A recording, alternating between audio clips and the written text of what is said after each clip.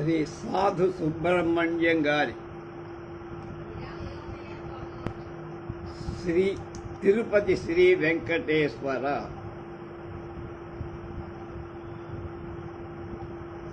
నాలుగవ భాగం 3/10/24.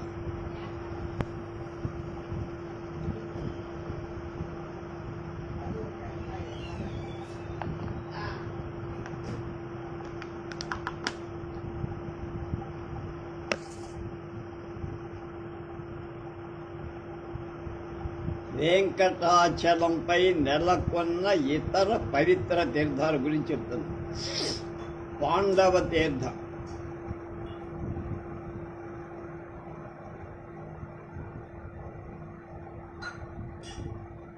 శ్రీకృష్ణుడి ఉపదేశంతో ధర్మరాజ భీమ అర్జున నకుల సహదేవుడు క్షేత్రపాల రక్షితమైన తీర్థం వద్దకు నివసించి ఆ తీర్థ జలాన్ని స్నానానికి పానానికి వాడారు.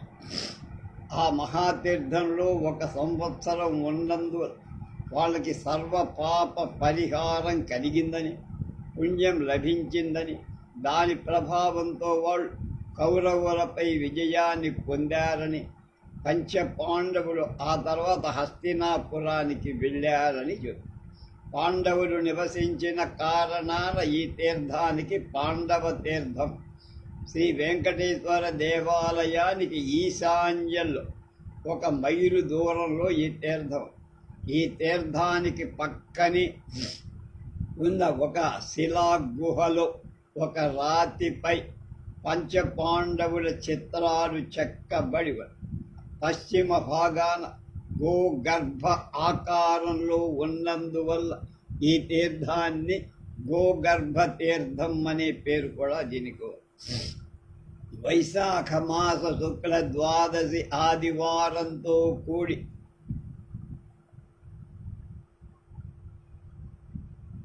ఉండగా లేదా వైశాఖ మాస కృష్ణ ద్వాదశి మంగళవారంతో కలిసి ఉండగా ఈ తీర్థంలో స్నానం చేస్తే శుభకరమని చెప్తారు. దీనివల్ల ఇహపర సౌఖ్యం కలుగుతుంది. వరాహ పురాణం 1వ భాగం 8వ అధ్యాయం శ్లోకాలు 26, 23 నుంచి 20. వరాహ పురాణం 2వ భాగం 1వ అధ్యాయం శ్లోకాలు 70, 71. ఇందాక చెప్పినవన్నీ అందులో. తర్వాత జరహర వాదిఘ్న రసాయన తీర్థాలు. ఈ పేర్లు కూడా ఇప్పుడు మనకి తెలియదు. ఈ 3 తీర్థాలు స్వామి పుష్కరిణికి తూర్పు దిశలో వెంకటాచలంపై 22 బాణాల దూరంలో ఉంటాయి. దేవమాయా కారణాన అవి కనపట్టల అదృశ్య అని మనుషులు కూడా కనపడవు. వరాహ పురాణం 1వ భాగం 40వ అధ్యాయం 27 నుంచి 29 శ్లోకాలు ఈ వివరాలు. తర్వాత కటాహ తీర్థం. వెంకటేశ్వర స్వామి గర్భ ఆలయాన్ని ఉత్తర భాగంలో విమాన ప్రదక్షిణలు ఈ కటాహ తీర్థం లేదా తొట్టి తీర్థం అనేది. వెంకటేశ్వర స్వామి అభిషేక తీర్థం ఇక్కడి నుంచే వెళ్తుంది. స్వామి స్నాన తీర్థం సందర కుంకుమాది ద్రవ్య సమన్వితమైన జలం శుక్రవారాల్లో 1 తొట్టిలో నిండుతుంది. ఈ భగవన్నామాన్ని ఉచ్చరిస్తూ శ్రీ వెంకటేశ్వర అష్టాక్షరీ మంత్రమైన ఓం నమో వెంకటేశాయ స్మరిస్తూ ఈ జలాన్ని స్వల్పంగా 3 సార్లు సేవిస్తే సకల పాప హరి పరిహారం కలుగు. పాప పరిహారమై పుణ్యప్రాప్తి కలిగి భుక్తి ముక్తి ప్రదాయకము. పాప పరిహారం కలుగుగాక అని మనసులో జపిస్తూ ప్రతిరోజు సేవిస్తే పాపం పరిహారమై మోక్షం లభిస్తుంది. స్వామి పుష్కరిణిలో స్నానం, శ్రీ వరాహస్వామి దర్శనం, కటాహ తీర్థపానం దుర్లభం అంటారు అని స్కాంద పురాణం 2వ భాగం 1వ అధ్యాయంలో 28 నుంచి 35 శ్లోకాల్లో కనపడుతుంది. అలాగే 34 నుంచి 35 స్వామి పుష్కరిణీ స్నానం వరాహశ్రీస దర్శనం కటాహ తీర్థపానంచ త్రయం త్రైలోక్య దుర్లభం 34, 35 శ్లోకం.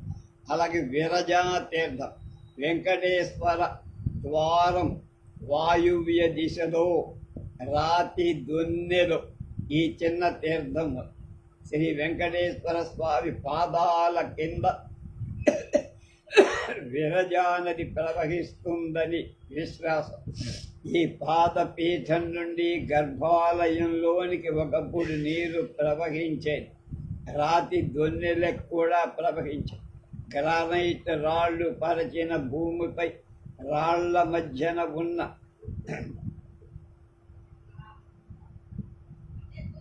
అన్న వివరాలు గుండా సన్న వివరాలు బొక్కల గుండా ప్రవహించే నీటిని ఆపటానికి కలిగిన సీసాన్ని రాళ్ల మధ్యలో పోసి ప్రయత్నించారు రాకుండా. కానీ కొంతకాలం నీరు ఆగి మళ్ళా కరిగించిన సీసాన్ని పోయడం తాత్కాలిక పరిష్కారమై తర్వాత దేవాలయానికి వెనక వీధిలో ఒక బోర్బావి తవ్వించారు. దాంతో నీటి ప్రవాహం చాలా భాగం తగ్గింది. రాతి దొన్నెలో ఉన్న జలాన్ని పవిత్ర జలంగా భావిస్తుంది. ఆకాశ గంగా తీర్థం ఆలయానికి తూర్పు దిశలో 2 మైళ్ళ దూరం ఈ ఆకాశ గంగ తీర్థం. ఈ తీర్థస్థలంలోనే త్రేతాయుగంలో అంజనాదేవి 12 ఏళ్ళు తీవ్రమైన తపస్సు చేసి ఆంజనేయుణ్ణి లేదా హనుమంతుణ్ణి సంతానంగా పొంది ఇప్పటి నీరు కూడా చాలా స్వచ్ఛంగా. పూర్వకాలంలో రామానుజుడనే బ్రాహ్మణుడు ఈ జలాశయం వద్ద తీవ్రమైన తపస్సు చేశారు. శంఖ చక్రాది ఆయుధాలు ధరించి లక్ష్మీ సమేతుడైన విష్ణు బ్రాహ్మణుడికి ప్రత్యక్షమై ఇలా అడిగాడు. మేషమాసం హిందూ పంచాంగంలో చైత్రమాసం అనే మొదటి నెలలో పూర్ణిమ చిత్తా నక్షత్రంతో కూడి ఉన్న శుభ సమయంలో ఈ తీర్థంలో స్నానం చేసిన వాళ్ళు తార్కిక బుద్ధి కలిగి భగవద్భక్తుడవుతారు.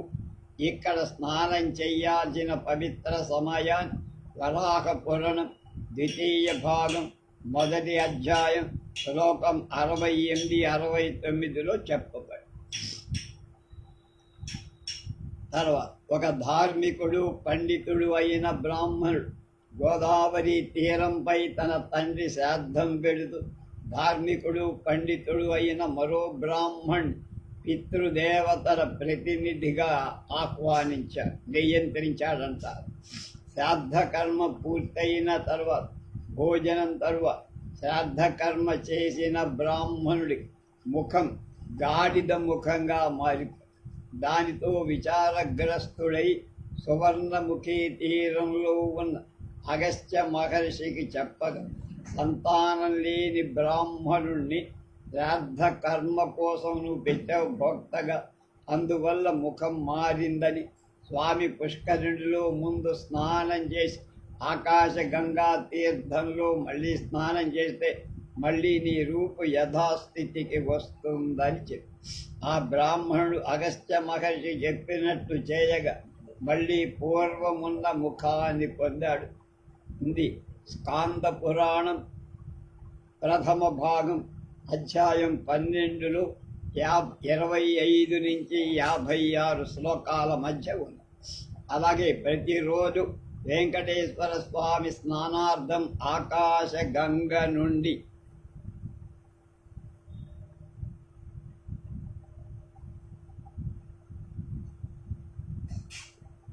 మూడు వెండి బిందెల నిండా జలాన్ని తీసుకొస్తా. 7 ఆచార్య పురుష కుటుంబాలకు చెందిన వాళ్ళే ఈ తీర్థం తేవాలి. వీళ్ళే స్వామి ముందు మంత్ర పుష్పాన్ని కూడా పఠిస్తారు. వీరు తిరుమల నంబి కుటుంబం వారు. తిరుమల నంబి వైష్ణవాచార్యుడైనటువంటి ఆళవందార్ యమునాచార్యులకు మనమడు. యామునాచార్యులకు వైష్ణవాచార్యుడైన నాథమునికి పౌత్రుడు, కొడుకు. ఈ తిరుమల నంబి విశిష్టాద్వైత స్థాపకుడై 11వ శతాబ్దిలో ఉన్న గొప్ప వైష్ణవాచార్యుడైన శ్రీ రామానుజాచార్యులకు మేనమామ. రామాయణ రహస్యార్థాన్ని శ్రీ రామానుజులకు వివరించిన దేశం ఈయన తన తాతగారైన యామునాచార్యుని వారి ఆదేశం పేర శ్రీరంగం నుంచి వెంకటాచలానికి సకుటుంబంగా వచ్చారు. ఆయన 2 చెల్లెళ్ళు ఉండగా అందులో ఒక ఆమె మద్రాసు నగరానికి దగ్గరలో ఉండే శ్రీపెరంబూదూరులో ఉంటున్నటువంటి కేశవ సోమయాజిని వివాహమాడింది. అంటే ఇచ్చారన్నమాట. ఈ కేశవ సోమయాజి పుత్రుడే రామానుజాచార్య. శ్రీ వెంకటేశ్వర స్వామి పూజా వినియోగార్థం తిరుమల నంబి వెంకటాచలంపై ఉద్యానాన్ని ఏర్పరిచారు. ప్రతిరోజు ఉదయాన్నే శ్రీ వెంకటేశ్వర ఆలయానికి ఉత్తర దిక్కులో 3 మైళ్ళ దూరంలో ఉన్న పాప వినాశన తీర్థం నుండి నీళ్లు తీసుకువచ్చేవాడు. వృద్ధుడై శక్తిహీనుడైనందువల్ల పాప వినాశ తీర్థం కంటే కొంచెం తక్కువ దూరంలో ఉన్న ఆకాశ తీర్థం నుండి నీళ్లు తెచ్చేవాడు. ఆయన వారసులు ఈ సాంప్రదాయాన్ని ఇప్పటికీ కొనసాగిస్తారు. పాప వినాశ దేవాలయానికి ఉత్తర దిశలో ఈ జలపాతం. ఇది ఎత్తైన జలపాతం కాదు. ఈ జలం పవిత్రమైంది. శుక్ల పక్షంలో ఉత్తరాషాఢ నక్షత్రంతో కూడిన ఆదివారం కాదు. ఆశ్వీజ మాస శుక్ల పక్ష ద్వాదశి ఉత్తరాషాఢ నక్షత్రయుక్త ఆదివారం కాని ఈ తీర్థంలో స్నానం చేస్తే పూర్వజన్మలో చేసిన పాపాలన్నీ ఈ పవిత్ర రోజులలో సాలగ్రామ దానం విశేష ఫలవంతము. పుష్యాలేక హస్త నక్షత్రయుక్తమైన ఆదివారంతో కలిసిన వైశాఖ మాస శుక్ల సప్తమి లేదా కృష్ణ సప్తమి నాడు స్నానం చేయటం పవిత్రమని మరొక శుభదినం కూడా వరాహ పురాణంలో ఉంది.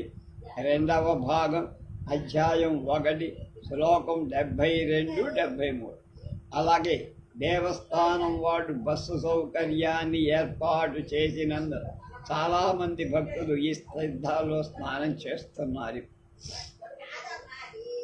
అలాగే వైకుంఠ తీర్థం. ఈ తీర్థం దేవాలయానికి 2 మైళ్ళ దూరంలో ఈశాన్య దిక్కులో ఉంది. వైకుంఠ గుహ నుండి ప్రవహిస్తున్నందువల్ల వైకుంఠ తీర్థమని పేరు. శ్రీరామచంద్రుడు రావణాసురుణ్ణి జయించటానికి వానరసేనతో బయలుదేరి లంకకు వెళుతూ అంజనాదేవి ఆంజనేయ స్వామి ప్రార్థన మేరకు స్వామి పుష్కరిణి తటంపై ఒక రోజు విశ్రమించారు. వానరుడు అప్పటి అరణ్యంలో తిరగటం మొదలుపెట్టి గజ, గవాక్ష, గవయ, శరహందు మొదలైన ఆ వానరుడు ఈశాన్యం వైపు వెళ్ళారు. వాళ్లకు ఒక లోతైన చీకటి గుహ కనిపించి వాళ్ళు ఆ గుహలో ప్రవేశించి చాలా దూరం వెళ్ళారు. అప్పుడు వారికి ఒక దేదీప్యమానమైన నగరం కనిపించే. అది స్వర్ణమయంగా ఉంది. ద్వారబంధాలు, తోరణాలు స్వర్ణంతో సిద్ధమయ్యాయి. ఉద్యానాలు, నిర్మల జల ప్రవాహాలు, గోపుర మంటప ప్రాకారాలు బహుమూల్యరత్న ఖచ్చితంగా కనిపించి అక్కడ నివసిస్తున్న వాళ్ళంతా 4 చతుర్బాహువులై 4 చేతులతో శంఖచక్రధారులై కనిపించి శ్వేతాంబరాలను ఆభరణాలు ధరించి పరమానంద భరతులై కనిపించి ఆ నగరం మధ్యలో ఒక దివ్య విమానం కండి. అందులో తేజస్వి అయిన వ్యక్తి ఆదిశేషుని పడగల క్రింద చతుర్భుజుడై శంఖచక్రధారి అయి పీతాంబరాన్ని ధరించి వివిధ రత్నమయుడై వైజయంతి వనమాల విభూషితుడై వక్షస్థలంలో శ్రీవత్సలాంఛనంతో వనితలు చామరాలు విస్తుండగా కృపావర్షాన్ని కురిసే నేత్రాలతో కనిపి అంతలోనే హఠాత్తుగా బలిష్ఠుడైన వాడొకడు దండధరుడై వానరులను భయపెట్టి వాళ్ళు భీతులై గుహ నుండి వెలుపలికి పరిగెత్తి వెళ్ళి ఆశ్చర్యకరమైన ఆ దృశ్యాన్ని తమ సహచరులకు వర్ణించి చెప్పి వాళ్ళంతా గుహలో మళ్ళీ చేరారు. కానీ వాళ్ళకు ఆ దృశ్యం కనపడల. శ్రీమన్నారాయణుని కృషి చేత కొంతమంది వానరులు ఆ దివ్య మందిర దర్శనం కలి భక్తులను అనుగ్రహించడానికి దేవదేవుడు ఈ పవిత్ర గుహలో విరాజమానుడై ఉంటారు. వరాహ పురాణం ప్రథమ భాగం 10వ అధ్యాయం. ఈ దివ్య గుహ నుండి ప్రవహించే వైకుంఠ తీర్థజలం పావనమైనందున ఈ జలస్నానం గొప్ప ప్రభావాన్ని కలిగి వానరులకు వైకుంఠ దర్శనం కలిగించిన కారణంగా ఈ గుహకు వైకుంఠ గుహ అనే పేరు.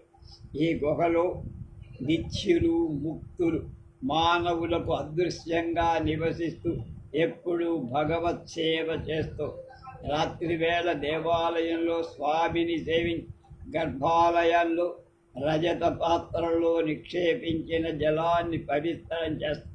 ఈ జలాన్ని తెల్లవారిన తరువాత భక్తజనులకు ఉపయోగిస్తారు. తీర్థంగా జాబాలి తీర్థం దేవాలయానికి ఉత్తరాదిగా 2 మైళ్ళ దూరంలో జాబాలి తీర్థం. ఇక్కడ ఆశ్రమాన్ని నిర్మించుకొని జాబాలి మహర్షి కొంతకాలం ఉండి మళ్ళీ వెళ్ళిపోయారు. తర్వాత అగస్త్య మహర్షి చాలా కాలం ఇక్కడ రాజవంశీకులైన శిష్యులతో ఉండి శ్రీ వెంకటేశ్వర స్వామిని ఘనంగా సేవించినట్లుగా వరాహ పురాణం 1వ భాగం అధ్యాయం 21లో శ్లోకాలు 21 నుంచి 24లో తెలియజేస్తున్నారు.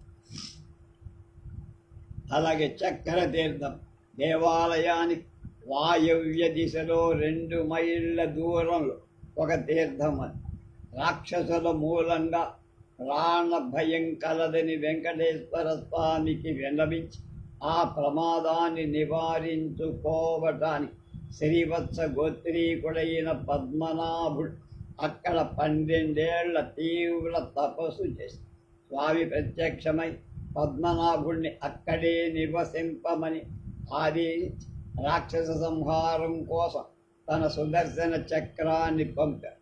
అందుకే ఈ తీర్థం తపస్సు చేయటానికి అనుకూలంగా భావింపబడి స్కాంద పురాణం ప్రథమ భాగం అధ్యాయం 10. శ్రీరంగానికి చెందిన సుందరుడనే ఆయన భూతాభిష్టుడై అంటే భూతాలు దెయ్యాలు బట్టి రాక్షస రూపం పొందారు.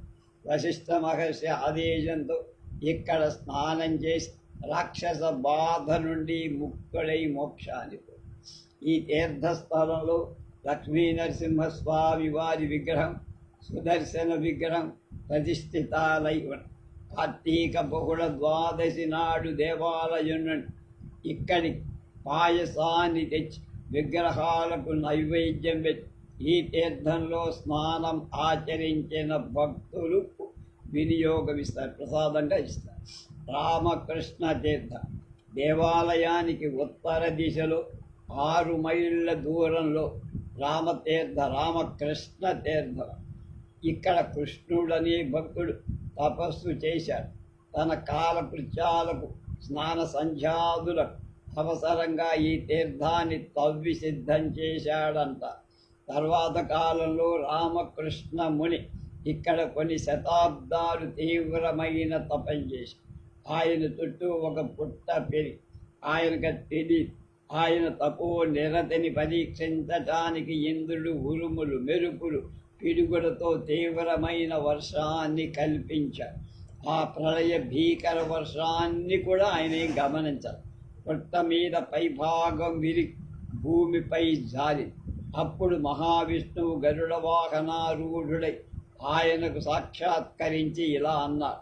పుష్యమి నక్షత్రంతో కూడిన మకర మాస పూర్ణిమ నాడు నీకు సాక్షాత్కరించా. ఈ తీర్థంలో స్నానమాచరించిన వాడు సర్వ పాప విమోచనం కలుగుతుందన్న స్కాంద పురాణం అధ్యాయమై ఆ పవిత్ర రోజున ఎంతోమంది భక్తులు ఈ తీర్థ స్నానానికై వస్తారు. దేవాలయం నుంచి ప్రసాదాలు తీసుకొని వచ్చి ఈ తీర్థంలో శ్రీకృష్ణ ప్రతిమకు నైవేద్యం పెడతారు, నివేదిస్తారు. కృష్ణాభిషేకం తరువాత భక్త జనులకు ప్రసాదం ఇస్తారు. కుమారధారాతీర్థం దేవాలయానికి వాయువ్య దిశలో 6 మైళ్ళ దూరంలో ఈ తీర్థం. మాఘ పూర్ణిమ నాడు ఈ తీర్థ స్నానం అత్యంత శుభప్రదం. గంగాది పవిత్ర నదీ తీర్థ ఫలితాన్ని ఇది ఇస్తుంది. ఆ పవిత్ర రోజున దేవాలయం నుండి ప్రసాదాలు తెచ్చి ఇక్కడ చేరిన భక్తులకు అందజేస్తారు. ఈ తీర్థంలోనే పార్వతీ పరమేశ్వరుల పుత్రుడై అగ్ని సంభవుడైన కార్తికేయుడు, కుమారస్వామి లేక సుబ్రహ్మణ్య స్వామి దేవసేనాదేవి సహితుడై శ్రీనివాసుణ్ణి అర్చిస్తారు. వరాహ పురాణం 2వ భాగం 61 నుంచి 65.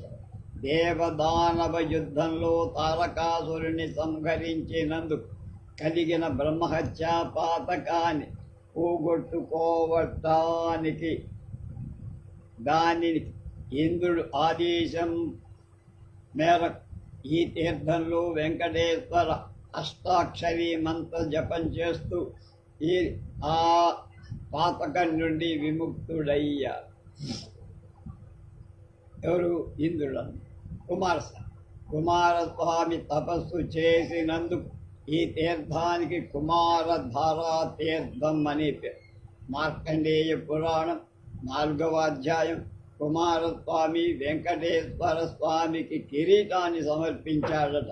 ఈ కిరీటాన్ని వెంకటేశ్వర స్వామి ధరిస్తాడని ప్రసిద్ధి.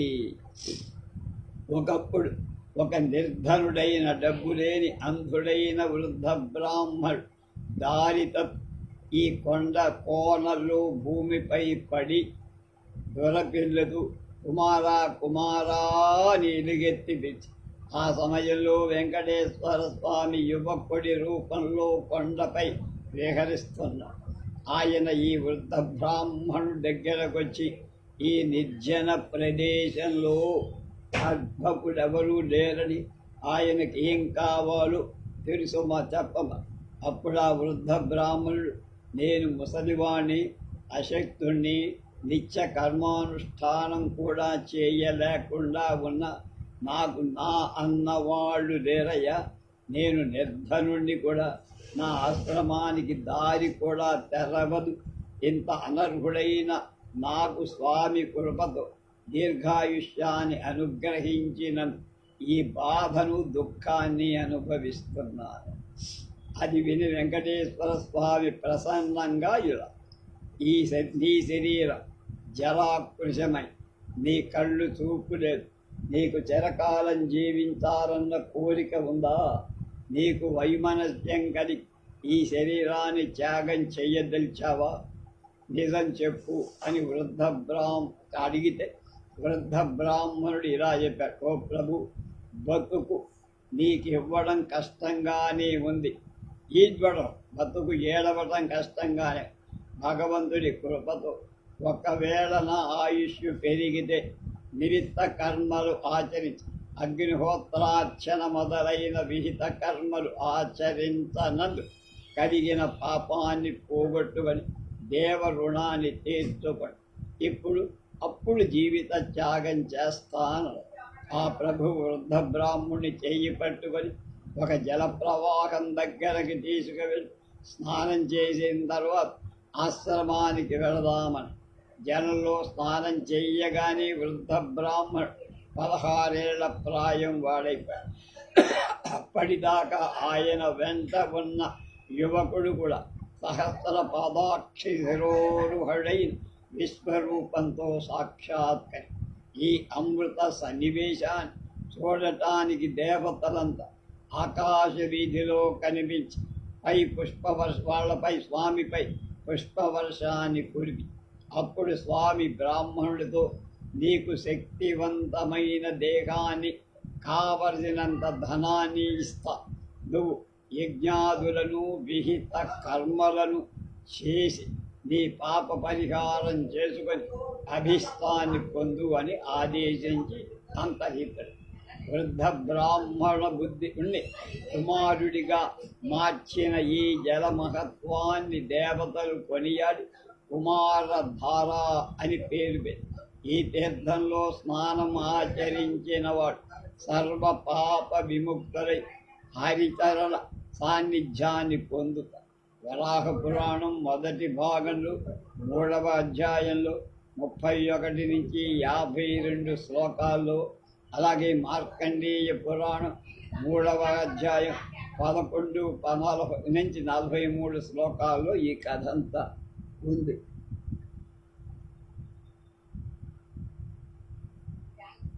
తులా తుంబురు లేక తుంబురు కోన లేదా ఫాల్గుని తీర్థం సౌరమానమైన మీనమాసం చైత్రంలో ఉత్తర ఫల్గుని నక్షత్రయుక్తమైన పౌర్ణమి నాడు ఈ క్షేత్రానికి 3 కోటి దేవతలు ఆనాడు ఈ తీర్థంలో స్నానం పవిత్రం చేస్తారు.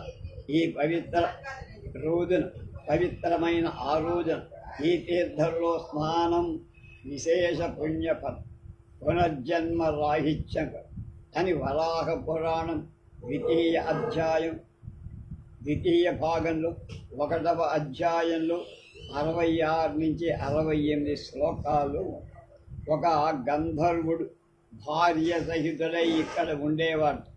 మాఘమాసం మార్చి ఏప్రిల్ ప్రతిరోజు ఉదయం ఈ తీర్థంలో స్నానం చేసి భార్యకు తన పుణ్యాన్ని అర్పించాలని తలిచాడు.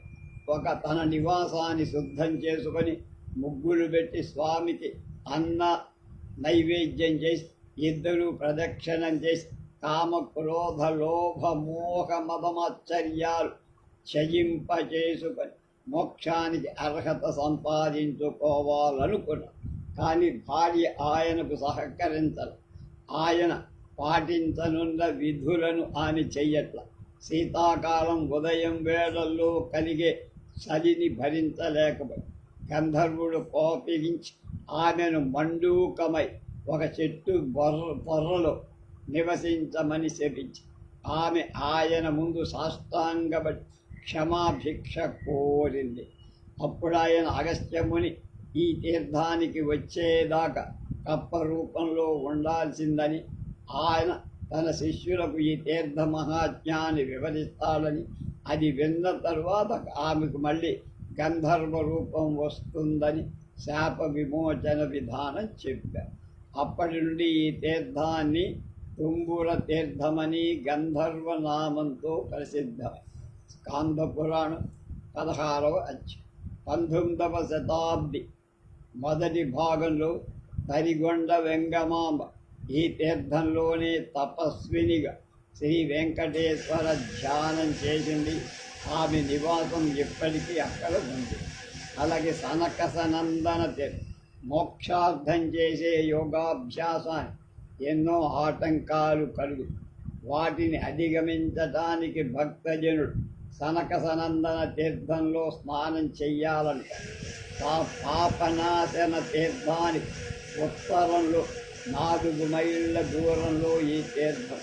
సిద్ధులు ఇక్కడ నివాసమై మానవ దృష్టికి అతీతమైనందువల్ల అది సామాన్యులకు గోచరించి మార్గశీర్ష శుక్ల ద్వాదశి ధనుర్మాసం డిసెంబర్ జనవరిలో ఆ రోజు స్వామి పుష్కరిణిలో మొదట స్నానం చేసి మనస్సు శరీరాన్ని పవిత్రం చేసుకొని యోగాభ్యాస నిరతుడైన వాడు ద్వాదశి మొదలుగా ఈ తీర్థంలో స్నానం చేసి కొన్ని వేల మార్లు శ్రీ వెంకటేశ్వర అష్టాక్షరీ మంత్రాన్ని ప్రతిరోజు జపించు.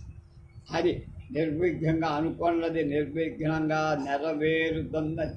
వరాహ పురాణం 1వ భాగం అధ్యాయం 28లో 31 నుంచి 36 శ్లోకంలో చెప్పబడి కాయ రసాయన తీర్థం లేక అస్థి సరస్సు అనేక సనక సనందన తీర్థానికి కొంచెం పైభాగ ఈ తీర్థము కానీ కనిపించదు. ఈ తీర్థ జలాన్ని తాగితే శరీరంలో శృతిలో కొద్ది క్షణాల్లో పవిత్రం. దీని శక్తి పరీక్షించడానికి ఒక ఎండు ఆకును ఈ తీర్థ జలంలో వేస్తే అది ఆకుపచ్చగా మారి నీటిపై తేలియాడుతుంది. సనకుడు ఇతర ఋషులు దీని ద్వారాన్ని శిలలతో మూసేశారు. ఇది మానవ దృష్టికి కనిపించదు. మహాత్ములు భగవత్ కృపతో దీన్ని దర్శనం శరీరాన్ని తృణీకరించగా దానికి ఆరోగ్యంగా శక్తివంతంగా దృఢం చేసి కాపాడు.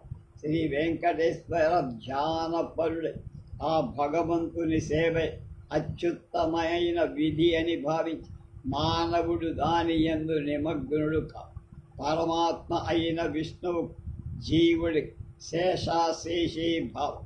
అందుకే భగవంతుడికి నిరంతర సేవ చేయి. అందుకు విరుద్ధంగా ప్రవర్తిస్తే మానవుడు కృతజ్ఞుడవు.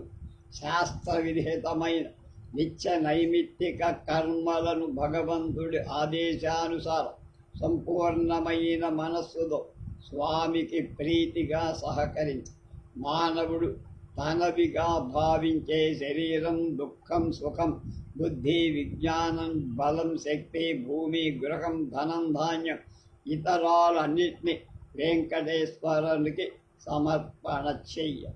ప్రపంచంలో సమస్త వస్తుజాలం అశాశ్వతమని, నశించే స్వభావం కలదని తెలుసుకో.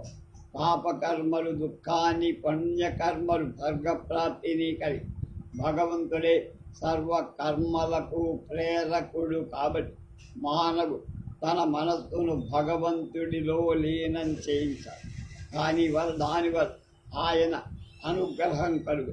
ధర్మశాస్త్రాల్లో వివరింపబడిన నియమాలను, సిద్ధాంతాలను గురూపదేశానుగుణంగా అనుసరించి వేదార్థాన్ని, వ్యాఖ్యాల భాష్యాలను చర్చి వేదాంతాన్ని నిత్య జీవితంలో అనుసరించ నిషిద్ధ కర్మలను చెయ్యకూడదు. సదాచార ప్రవర్తనతో ధార్మిక జీవనాన్ని సాధించాలి. వరాహ పురాణం 1వ భాగం 28వ అధ్యాయం 37 నుంచి 49 శ్లోకాల వివరణ అంతా అప్పుడు చెప్పింది.